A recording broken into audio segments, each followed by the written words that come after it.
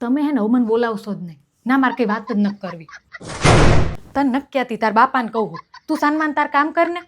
બધા વચ્ચે એવી રીતે ખીજાઈને જવાબ આપવાની ક્યાં જરૂર હતી? શાંતિથી ને જવાબ આપી શકાય ને. સોરી. ના ના તમે મને એમ કહો ઘરમાં તમે મારા ઉપર ગમે એટલું ખીજાવ તો હું કોઈ દી કઈ કહું? તમે ખીજાયા એનું દુઃખ નથી પણ બધા વચ્ચે ખીજાયા એટલે મારી જ કોઈ વેલ્યુ જ ના રહે ને. સોરી પણ સોરી નહીં, તમે મને એક જવાબ આપો કે તમે જેવું મારી જોડ વર્તન કર્યું એવું મેં તમારી જોડ કર્યું હોત તો? તને મેં એક દી રસોઈ બનાવવાની કીધી એમાં પ્લેટફોર્મની હાલત જો કરી. મમ્મી મેં સાફ કર્યું પણ સરખું થયું નહીં. બીકોનું આ કિચન ક્લીનર હે ને પ્લેટફોર્મ સાફ કરવા જ મગાયું છે તો એનાથી સાફ કરાય ને.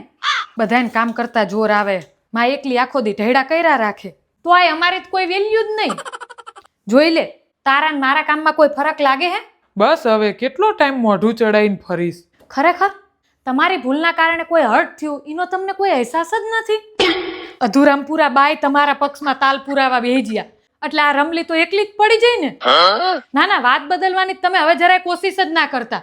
ધીમે ધીમે હવે બધું મને સમજાય.